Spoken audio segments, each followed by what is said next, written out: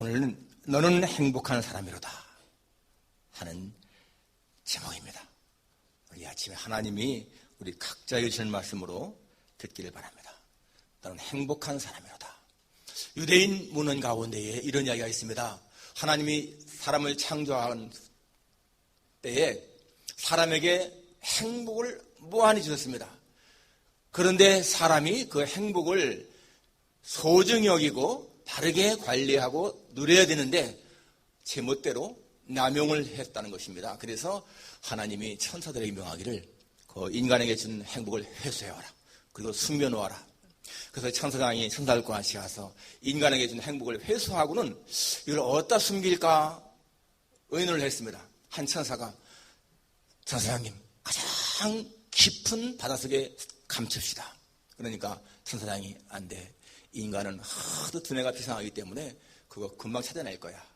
그러면은 또 다른 천사가 아주 산 꼭대기 제일 높은 곳에 감춥시다.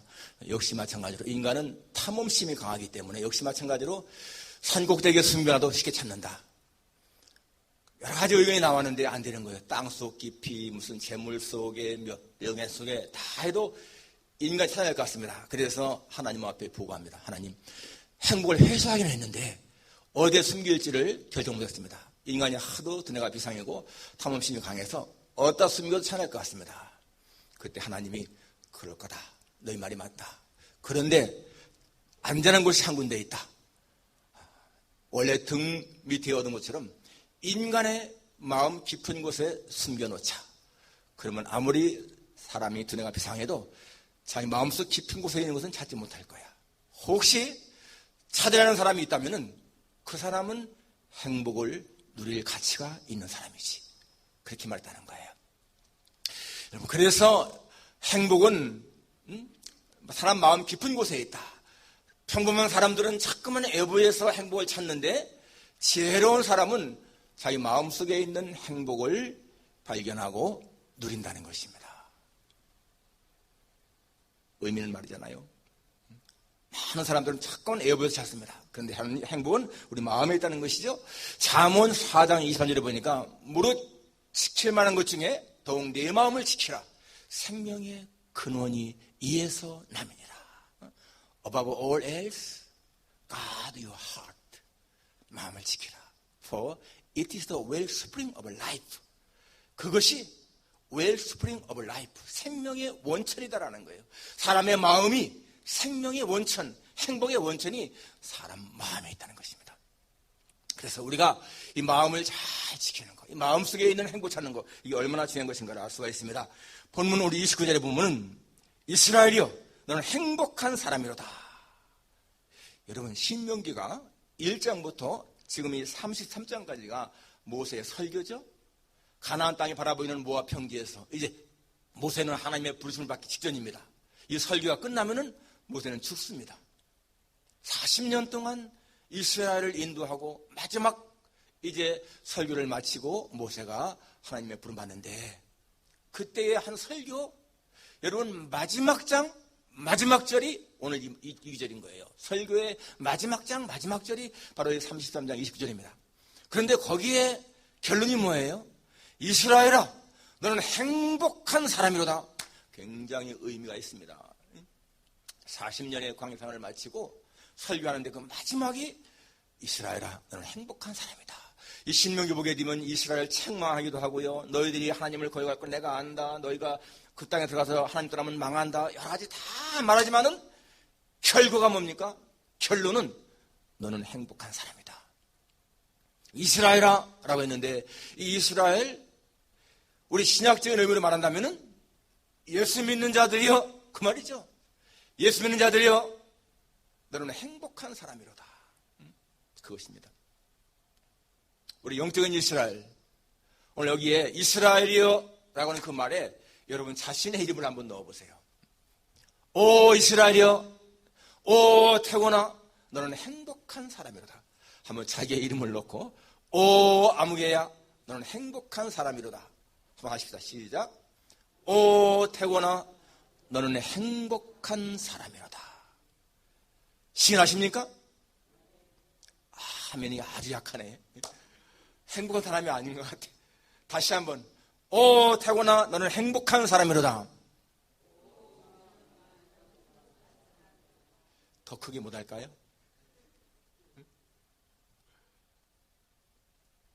시하세요. 시. 하나님의 음성으로, 오 아무개야 너는 행복한 사람이로다. 왜 그럴까요? 첫째는 하나님의 구원을 체험하자 하기 때문에. 여기 29절 기에서 너는 행복한 사람이로다. 여호와의 구원을 너같이 얻은 백성이 누구냐? 여호와의 구원을 너같이 얻은 백성이 누구냐? 그 당시에 많은 민족들이 있었지만은 하나님은 이스라엘을 택하시고 그들을 구원하셨다. 애굽은 이스라엘보다 더 강한 민족이었지만은 하나님이 애굽을 택한 것이 아니고 이스라엘을 택했다는 거예요. 택했단 말이 뭡니까? 자기 백성 삼으신 거예요. 너는 내 것이다. 너는 내 것이다. 그리고 하나님이 함께 하신다는 것입니다. 하나님은 택한 백성, 구원을 베푸시고 그냥 놔둔 것이 아니고 그 구원받은 백성을 책임지시고 지키시고 보호하십니다. 그 다음에 보니까 그는 너를 돕는 방패시요 내 영광의 가리시로다. 돕는 방패, 영광의 칼. 하나님은 자기 백성을, 구원받은 백성을 그렇게 철저하게 도우신다 그 말이죠. 여기 돕는 방패라고 하는 말, 방패, 실드. 이것은요 정말 하나님이 얼마나 자기 백성을 철저하게 보호하시고 인도하시는가 하는 것을 보여주는 아주 완벽한 말인 것을 볼 수가 있습니다. 26절에도 여스런이여 하나님 같은 이가 없도다. 그가 너를 도우시려고 하늘을 타고 궁창에서 위엄을 나타내시는도다. 여스런은 하나님의 사랑받는 의로운 백성이라는 뜻입니다. 하나님의 사랑받는 의로운 백성, 이스라엘 지칭하는 거예요. 여스런 하면 이스라엘 백성입니다. 하나님이 너를 도우시려고 하늘 구름을 타고 하늘 영광을 타고 임하신다. 여러분, 아무리 날카로운 칼, 아무리 뾰족한 화살도요 방패를 뚫지는 못하잖아요. 그러니까 하나님이 그렇게 안전하게 우리를 보호한다라는 것입니다. 그래서 다윗은 그의 시편에서 보게 되면 하나님을 방패라고 할 때가 많습니다. You are my shield, the horn of my salvation. 여호와 나의 방패시요 내 구원의 뿌리시로다. 방패, 보호하시는 분이라는 것이죠. 여러분, 오늘 예수 믿는 우리가 행복한 이유는 하나님이 그렇게 우리를 구원하시고 하나님 우리를 도우시기 때문이다 라는 것입니다. 사람이 불행을 느끼는 이유가 뭡니까? 불안, 걱정, 근심, 염려, 두려움 이런 것 때문이죠. 항상 무언가 불안. 지금 우리가 이 코로나 바이러스 때를 지나고 있는데 지금도 뭔가 마음에 불안이 있고 염려가 있고 근심, 걱정, 두려움이 있기 때문에 행복을 놓치는 거 아니겠어요? 그런 게 없어 보세요. 원래 염려라고 하는 말, 이 worry, 영어로 worry라고 하는 이 단어는 원래 헬라 말 보게 되면 나눈다는 말과 마음이 합쳐진 말이거든요. 마음이 나뉘어지는 게 염려라는 거예요. 한 곳만 향해서 딱 마음이 집중되어 있으면 염려가 없죠. 그런데 마음이 나뉘어 있기 때문에 염려가 생기는 거예요. 우리 하나님을 향해서 마음이 딱 집중되면 염려가 없습니다. 그런데 하나님을 향하는 마음과 세상을 향하는 마음이 나뉘어 있으면 마음이 염려가 생기고 불안해지는 거예요. 사도행전 12장에 보면은 헤롯 왕이 요한의 형제 야곱을 칼로 죽입니다. 유대인들이 기뻐하는 것을 보고 베드로도 잡았죠. 감옥에 가뒀습니다. 2월달 지나면 이제 죽이겠다고 그렇게 작정을 했습니다.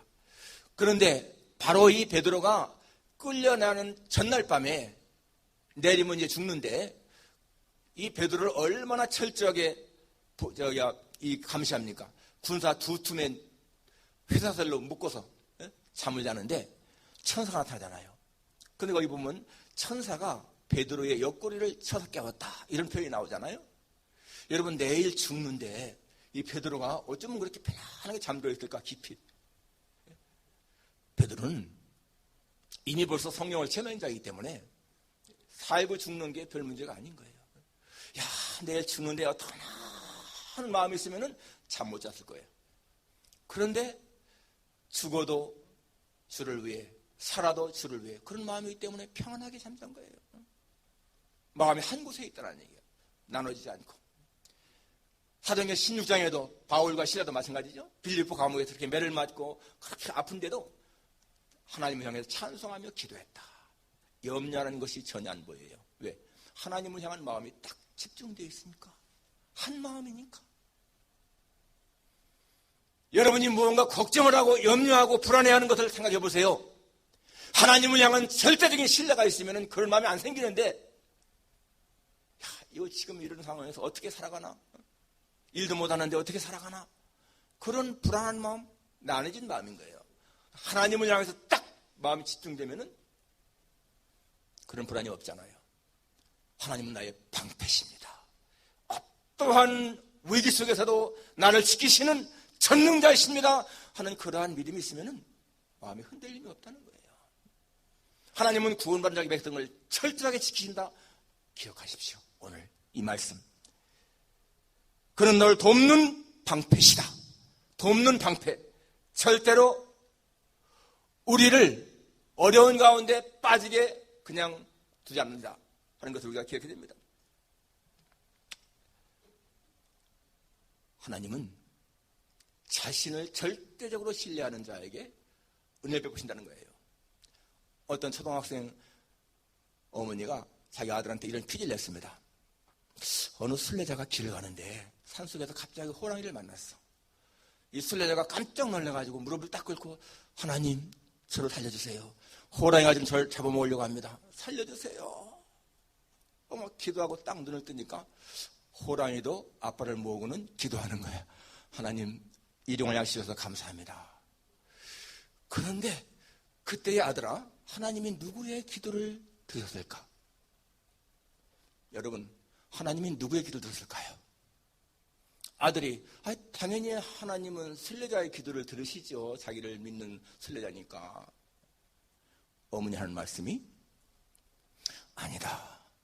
호랑이가 순례자를 맛있게 잡수셨단다. 아니 왜요 엄마? 하나님은 뭔가를 해달라고 하는 기도보다는 감사하는 기도를 더 들으시거든. 근데 이 순례자는 살려주세요 주세요 하고 기도했는데 호랑이는 주셔서 감사합니다 했으니까 감사 기도를 더 들으시는 거야. 너도 앞으로 기도할 때마다 하나님 앞에 뭐 해주세요 그렇게 기도하지 말고 하나님 그렇게 해주실 것을 믿고 감사합니다 그렇게 기도해. 그 어머니요 아들한테 정말 좋은 기도 훈련시킨 거야. 아무것도 염려하지 말고 오직 모든 일에 기도와 간구로 너희 구할 것을 감사함으로 하나님께 아뢰라 하지 않습니까? 그런데 우리는 항상 더 주십시오 하는 기도한다는 거예요. 만일에 그때에 이 순례자가요 하나님 지금까지 살게 하신 것 감사합니다. 여기 죽어도 좋습니다. 그런데 지금 살려주신다면 더 감사합니다 라고 기도했다면 아마 하나님이 그 순례자 기도 들었을 거야. 그 엄마가 그랬습니다. 왜? 더 감사한다고 그랬으니까 더 감사. 기억하십시오 여러분. 구원받은 우리는 하나님 우리를 지킨다고는 확신을 가지시고 언제나 감사하는 삶을 살아간다는 거예요. 그분은 나의 방패시기 때문에 구원자이시기 때문에. 두 번째로 왜 행복 찬 사람인가? 하나님이 안식과 우위를 주시기 때문이다. 오늘 27절에 보면은 영원하신 하나님이 내 처소가 되시니 그의 영원하신 팔이 내 아래에 있도다. 그가 내 앞에서 대적을 쫓으시며 멸하라 하시도다. 하나님이 내 처소가 되신다. 여기 처소라고 하면 refuge라고 하는 말은 피난처죠. 안식처, 은신처. 하나님이 우리의 안식처, 도피처, 은신처 되신다. 그 말입니다. 그래서 다윗은 항상 하나님은 나의 피난처시여 그랬죠. My God is my rock in whom I take refuge. 하나님은 나의 바위시라. 내가 그 안에 피할 나의 바위시라. refuge. 피난처. 세상은 항상 우리에게 끊임없는 많은 그런 피곤을 느끼게 하고 어려움을 주는데 쉴 곳이 없는 인생들은 방황합니다. 그런데 여러분 정말 주님을 피난처로 알고 거기에 피하는 자, 하나님은 자기 날개 아래 피해라온 자 보호하시는 분, 진정한 안식, 진정한 평화, 우려 주시는 분이 하나님이시라는 거예요. 여러분, 사람은 육신적으로, 정신적으로, 영적으로 쉼이 있어야 행복한 거잖아요. 낮에 힘들게 일하고 나서도 밤에 잠을 잘 자면 피로가 풀어지지 않습니까? 정신적으로 그런데 안정이 안 된 사람들은 불면증을 느끼잖아요. 불면증이 왜 생기는 걸까요? 이 정신적인 문제 아니겠습니까? 스트레스 많으니까. 정신적으로 안정되고 육체적으로 안정되고 더 나아가 영적으로 안정된 그러한 삶을 살아가는 것입니다. 그래서 예수님 말씀했어요. 수고하고 모든 일들아 다 내게로 오라. 내가 너를 쉬게 하겠다. I will give you rest. rest. 쉼을 내가 너에게 주겠다. 주님에게 피하는 자는 그러한 쉼을 얻는다. 열왕기상 19장에 보면은 엘리야가 너무 지쳐가지고 로덴담 안에 쓰러져서 하나님 날 데려가세요 그러잖아요. 만족합니다. 지금까지 잘 살았습니다. 데려가세요. 나를 죽여주세요. 그럴 때에 너무 그런데 잠들었는데 그때 천사가 와서 어떻게 합니까? 어루만지며 일어나 먹어라. 보니까 숯불에 구운 떡, 물 한 병이 있어요. 그걸 먹고 다시 또 누웠어요. 다시 천사가 와서 어루만지며 일어나 먹어라. 다시 일어나 먹고 마시면서 40주 40야를 걸어서 하나님의 산 호렙에 이르렀다. 그 천사가 어루만진다라고 하는 표현 생각해 보세요. 하나님의 위로, 하나님의 팔 아래에 쉬는 모습이죠. 제키 라빈슨이라고 하는 이 야구 선수가 있었는데요. 그는 미국 메이저리그에 가장 먼저 흑인으로 뛴 사람입니다. 1947년부터 1956년까지 9년 동안 선수생활을 했는데 이 제키 라빈슨 아주 뛰어난 선수였는데요. 그 당시만 하더라도 여러분 인종차별이 얼마나 심한지 흑인이 선수를 뛰니까 이 백인 전용이잖아요. 야구가 그 당시만 하더라도. 그러니까 이 관중들이 걔가 뛰면요 막 그냥 이유 없이 야유하는 거예요. 한 번은 바로 브루클린 구장에서 이제 경기가 있었는데 이 세컨필더 이루수였습니다. 수비를 하는데 이 타자가 친 볼이 너무 강해가지고 커브에 맞고 뒤로 빠졌어요. 볼이. 그러니까 이 관중들이 기다렸다는 듯이 일어서 막 야유를 퍼부었습니다. 그러니까 이 제키가 너무 실망돼가지고 고개를 떨군 채 힘없이 이렇게 있는데 바로 옆에 유격수 피 리스라고 하는 백인 선수가 다가오더니 미소를 지으면서 아무 말 없이 어깨를 다 감싸는 거예요. 그리고는 부탁했습니다.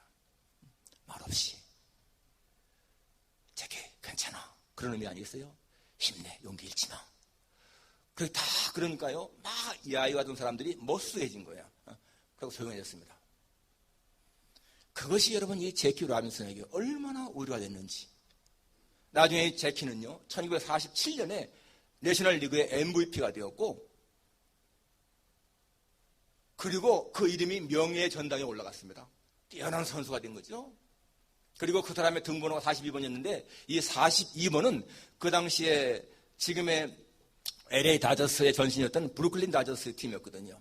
그 팀만이 아니라 모든 구단에서 42번은 영구 결변 만들었어요. 그 사람을 기리기 위해서. 얼마나 뛰어난 사람입니까? 나중에 이 제키 라빈슨이 수련한 가운데 그런 말을 했습니다. 내가 그때 실수해서 아주 낙심에 빠졌을 적에 나를 감싸 안았던 리스의 팔이 내 선수생활을 변화시켰습니다. 그때 그 리스의 감싸는 팔이 없더라면요 자기는 낙심해서 아마 선수생활을 그만뒀을 거라는 거예요. 그런데 이렇게 용기를 주는 위로하는 힘을 주는 그 리스의 팔 때문에 자기는 새로워졌다. 여러분 탕자가 들어왔을 적에 그 아버지가 어떻게 했습니까? 재산을 다 탕진한 그 아들 책망하는 것이 아니라 목을 껴안고 입 맞추잖아요. 바로 하나님은 그러한 하나님이시라는 거예요. 오늘 우리가 실망할 때, 낙심할 때, 실수했을 때라도 하나님은 그렇게 우리를 감싸 안으시며 위로하신다. 하나님이 우리의 피난처가 되시고 그분이 우리의 대길을 주시고 우리를 그렇게 지키시는 분이시다 라는 것입니다.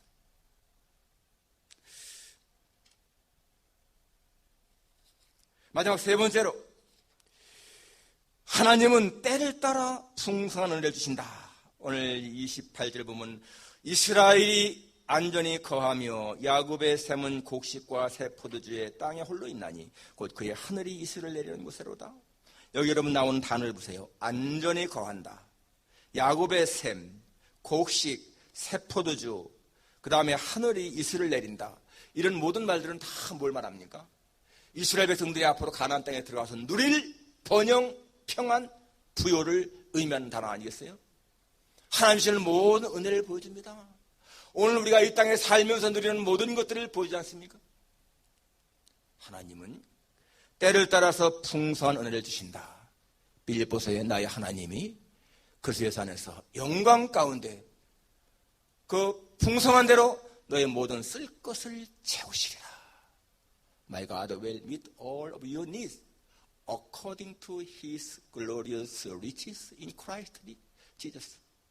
예수님 안에서 according to His glorious riches, 그분의 은혜의 풍성함을 따라서 모든 것을 채우신다.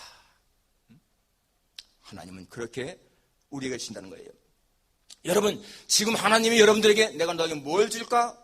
라고 할 때 무엇을 요구하시겠습니까? 사도 바울은 자기의 육체의 가시 때문에 하나님 이 가시 좀 제거해 주세요. 그랬는데 하나님 뭐라고 했습니까? 내 은혜가 내게 족하도다. My grace is sufficient for you. 내 은혜가 내게 족하다. 이는 내 능력이 약한 데서 온전하여집니다. For my power is made perfect in weakness. weakness, 약할 때에 그분의 은혜가 perfect, 온전해진다는 거예요. 스트롱할 때가 아니라 weakness 할 때. 그렇기 때문에 바울은 다시는 하나님 앞에 하나님 이 가시 제거해 주세요. 그렇게 기도하지 않고 자기의 약함, 능력, 자기의 곤고함, 궁핍, 그런 것도 기뻐했다고 나오지 않습니까? 하나님의 은혜를 아는 사람은 하나님 더 주세요. 그러한 것이 아니라는 거예요.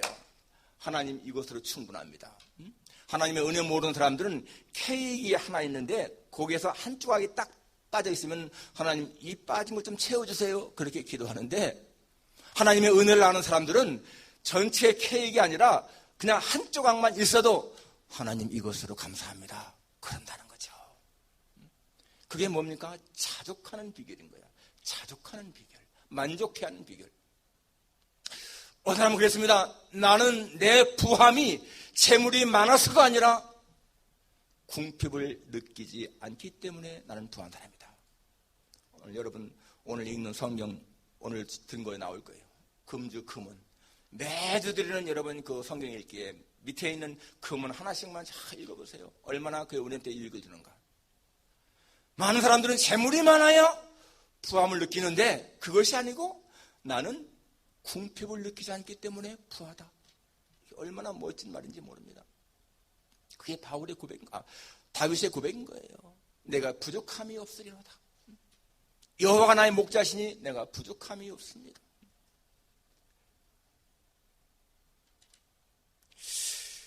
정말 하나님의 은혜에 감사하는 사람은 하나님 주신 모든 것에 만족하고 감사하는 겁니다. 여러분 수년 전에 이 델라웨어에 사는 우리 한인 황 어떤 분이신데 그분은 저녁에 너무 뜻밖의 소식을 들었습니다. 21살 된 자기 아들이 차를 타고 집에 오는데 음주운전자가 운전하는 상대방 차가 그냥 선 넘어 들어가지고 그 자리에서 죽은 거예요. 얼마나 끔찍한 일입니까? 이민 온 지 20년 동안에 정말 성실히 살았고 교회도 열심히 다녔고 그런 사람이었는데 그리고 그 아들이 자기의 정말 소망이고 기쁨이었는데 그 아들이요 그렇게 험하게 가버린 거예요. 그런데 그 분이요 자기 아들을 생각하며 쓴 편지가 신문에 실렸더라고. 사랑하는 아들아, 내가 내 큰 신발을 신으니까 내가 내 안에 있음을 느낀다. 자기 아들의 신발을 자기가 신었다는 거예요. 그 큰 신발 신으니까 내가 내 안에 있음을 느낀다. 하나님은 좋으시겠다. 너같이 든든한 자를 곁에 두셨어. 그리고 아들아, 너는 좋겠다. 하나님 곁에 있어서. 그런 내용으로 편지 썼습니다. 그러면서 마지막에는 잘 가거라 아들아, 내가 너를 진짜 사랑한다. 정말 원망이나 불평은 한마디도 없고요. 자기 아들이 천국에 간 것에 대한 감사하는 마음으로 쓴 그런 편지였어요. 천국을 믿기 때문에 그러한 고백이 나오잖아요. 육신적으로 볼 적에는 너무나 허무하고 정말 하나님이 원망스럽겠지만은, 그러나 영적인 세계를 바라보기 때문에 원망이 아니라 오히려 하나님과 같이 있는 아들이 부럽게 생각되고, 그 든든한 아들을 곁에 두는 하나님이 부럽다고 고백하는 그러한 신앙. 여러분, 하나님이 주는 은혜에 정말 만족하는 사람은 어떠한 경우에도 불평, 불만이 없습니다. 어느 시골에 놓인 집사님이 산에 나무를 해올 때라든지 밭에서 일할 때든지 꼭 집에 가는 길에 교회당에 들러서요, 어떤 1시간, 30분 그렇게 기도하고 나가는 거예요. 그래서 목사님이 그랬습니다. 집사님, 무슨 그렇게 하나님께 간구할 게 많아서 매일 기도하십니까? 아니에요, 목사님. 저는 하나님께 뭔가 해달라고 기도하는 것이 아닙니다. 저는 그저 교회당에 들어가서 하나님을 바라보면서, 아버지 하나님, 제가 오늘도 왔어요 하고 하나님을 바라보면은 하나님도 빙그레 웃으시면서 저를 바라보는 것 같아요. 나는 그러한 시간이 너무너무 행복해요. 내가 이 땅에 살 날이 얼마 남지 않았잖아요. 뭔가 달라고 기도하는 것이 아니라 하나님의 성전에 와서 그저 우리를 바라보면서 하나님을 바라보면은 하나님도 자기를 웃으시면서 바라보는 것 같음을 느끼는 그러한 마음, 그게 행복한 거 아니겠어요? 오늘 우리의 삶이 하나님 앞에 무언가 더 달라고 하는 그런 것보다 하나님 주신 것에 만족합니다. 감사합니다. 정말 저는 행복한 사람입니다. 하나님 주신 그 행복 누리며 살게 하시니 감사합니다.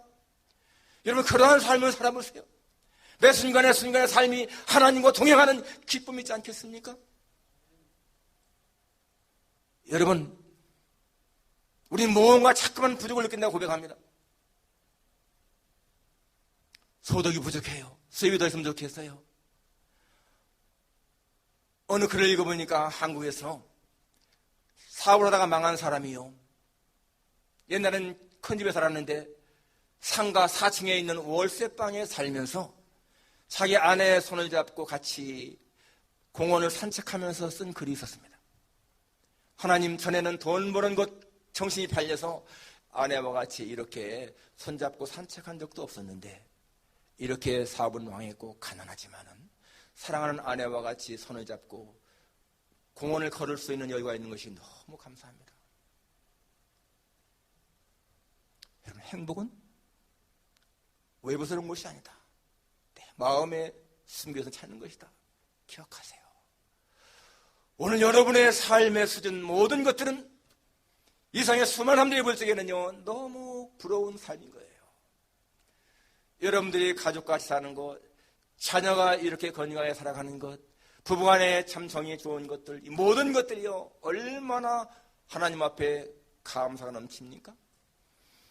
기억하십시오.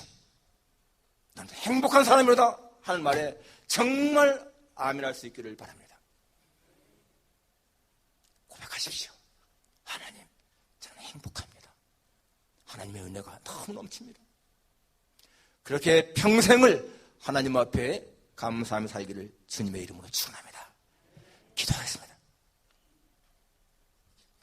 하나님 아버지, 모세가 이스라엘 백성들 앞에서 40년의 광야 생활을 마치고 마지막 긴 설교를 하고는 그 결론적으로 하는 말, 이스라엘아 너는 행복한 사람이로다 하는 이 말씀, 바로 오늘 우리에게 주시는 하나님 말씀인 것을 기억합니다. 예수님을 믿는 아무개야 너는 행복한 사람이로다. 예, 하나님, 나는 행복합니다. 예수님 안에 있기 때문에 행복합니다. 구원을 체험했기 때문에, 하나님이 나의 방패시기 때문에, 하나님이 나를 돕기 때문에, 하나님이 나의 피난처이기 때문에, 하나님의 은혜가 풍성하기 때문에 너무나 행복합니다. 그렇게 평생을 고백하며 살겠습니다. 하나님이요, 오늘 예배 참석한 모든 종들 한 사람 한 사람 속에 이 말씀이 평생 마음에 새겨지게 하셔서 평생을 행복하게 살아가는 모두가 되게 해 주옵소서. 예수님의 거룩하신 이름으로 기도합니다.